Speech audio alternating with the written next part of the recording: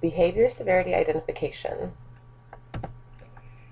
So we've covered why we would need a triage system and also what behaviors need triage. You've listed that on the worksheet. So now we're going to go into identifying the severity level. So there's a worksheet that you have not filled anything out yet, behavior severity identification, but you're also going to need your behaviors worksheet that you've already completed in order to fill in the new worksheet that we're going to now work on. So let's take some time with the behaviors worksheet, and we're going to determine the severity level.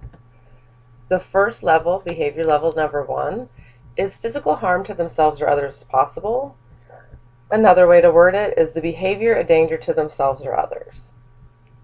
This is a yes or no question. So it's pretty clear cut. If I refuse to make my bed, that is not a danger to myself or others. However, if I kick, hit, bite, spit, those could be. Spitting, possibly not. But kicking, that could harm somebody. So that would be a yes.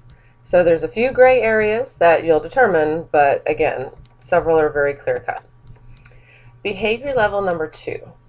Could they get arrested or a jail sentence for this behavior if they were an adult? That would be kind of closer to spitting. Okay, if I go and I spit on somebody in public, they could definitely press charges against me. Whether or not I would get a jail sentence, I don't know, but I would possibly get arrested for it. So is it a possibility? So this would be a yes or no again for these. So if it falls underneath, and sometimes, you know, behavior level 1 is also behavior level 2, because something that's a danger to themselves and others could also get them arrested. So, but we obviously want to focus on people's safety first and foremost. Then we're working on, we don't want this child in the future to serve a jail sentence if we can do something to prevent that with how we interact with them and improve their behavior. So, behavior level number 3. Would they be able to hold down any type of job with the behavior that you're seeing? Again, that could be spitting, but if you've already made it to a higher level above that, this would possibly go into the fact of you're getting calls from school every day and they are doing absolutely no work, or they're tearing up their paper, eating the pieces in front of the teacher and just staring at them with a glare. That would be difficult to hold down any type of job if that was the behavior that they displayed in the workplace. Anywhere from washing dishes to a CEO is not going to be tolerated in this instance. So that's where you would go with that particular question for behavior level number 3. Mind you, this is any type of job. Because behavior level number 4, would they be able to hold down a career that allowed them a salary above the poverty line? So again, behavior level number 3 was talking about just anything, even if it's minimum wage, can they hold down a job? The next one would be, and as you see, we're kind of going down in severity level, would they be able to hold down a career? And it's very important to note at this moment, this is not your dream job for your child. This is a career that they would choose. And this doesn't mean, well, they want to be a pilot, so you keep holding it over their head. Well, if you want to be a pilot, you have to do this and you can't do that. We're not talking about what we nag them with. We're talking right now, just between us, would they be able to hold down a job that allowed them a salary above the poverty line? So yes or no. The next question. In regards to this specific behavior, okay, and again, it's really important because we're not looking at the whole picture, we're looking at each individual behavior. That's how we know the severity level and which ones we're going to choose to focus on when it comes to assisting our child to find a different way to fulfill their needs. Do they have a chance at maintaining any type of significant relationship in a healthy manner? That could be with family, friends, co-workers, or a romantic partner. Now please keep in mind, there are many people out there who have excellent relationships with their family, friends, co-workers, but suck in the area of romance. So this is just one type of relationship. If you're just like, oh, he's just like his father, and he's gonna do this, blah, blah, blah. That is not what we're talking about. What we're talking about is at least one of these categories. Would they be able to maintain a significant relationship with family? Or is everyone in the family walking on eggshells or just taking one for the team every time it comes to interacting with this particular individual? Or friends? Are they invited to any birthday parties, or does nobody in their class want them to come to their birthday party because they're the kids that's going to, make it all about them, rip open the presents, slam into the cake, 1,000 other things? Or coworkers? Again, you could be very successful in your romantic relationship, friends and family, but perhaps you just don't get along with your coworkers very well. So this is really important to look at that.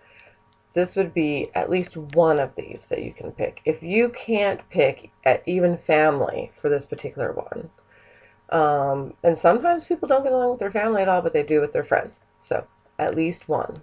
Do they have a chance at maintaining any type of significant relationship in a healthy manner? So the last level, level 6. Are none of the above a good fit? I mean, if you honestly and truly look at that. Are none of the above a good fit where you can absolutely slide it in there? And if you're kind of coming into level 5 as a maybe, level 5 can merge into level 6. And what level 6 is the behavior falls under a personal preference conflict. And I can use an example of, I was listening to someone talk about how frustrated they were with their husband, and they were showing me how their husband had did the dishes.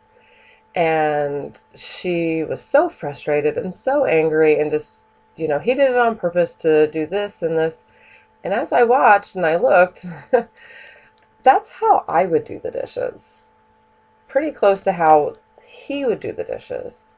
So that is an example of a personal preference conflict. He's not a danger to anybody by doing the dishes that way. He's not going to go to jail for doing the dishes that way. He could hold down any type of job, even a dishwashing job, based on what I saw, doing the dishes that way. He would be able to hold down a salary above poverty line career doing the dishes that way. And he could still maintain relationships with many family members, his co-workers, depending on if they saw the same personal preference in dishwashing as she did, or friends.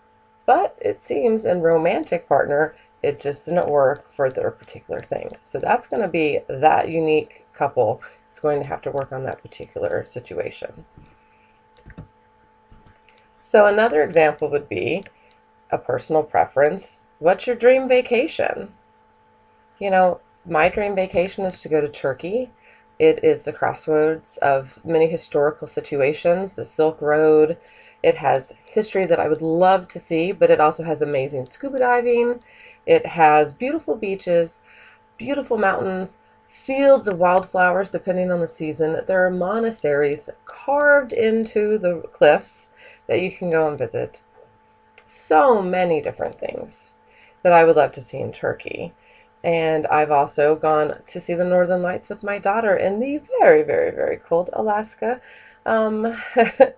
frontier, I like to call it, because it was quite out there. But there's a lot of people who thought that was a trip of a lifetime, and other people who would never, ever want to do that. That is a personal preference.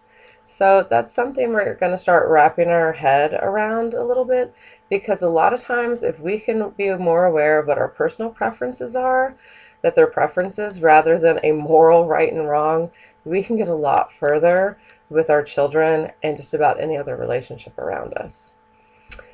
So even though that's kind of exciting in my opinion to talk about, how do you feel?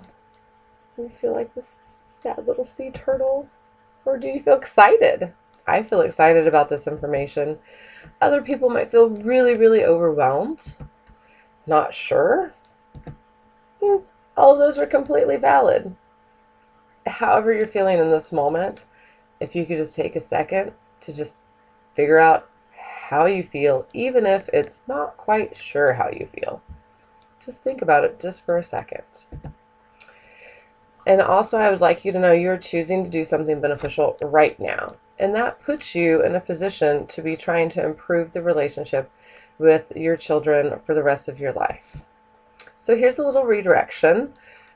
Pictures of baby animals are always a good one to go for. A cute elephants, that's just so adorable. I don't know if I'd hop in that mud puddle with them, but I sure would be giggling. Oh, it's a cute puppy. The puppy is so cute. And then there's just children laughing, which is amazing. These kids are so cute. All right, if that's not going to work for you, I've got some chocolate, some bacon cheeseburgers, ice cream, and coffee. These are just a few of my favorite things that get me excited and clapping and very happy that I have so many options and choices in front of me.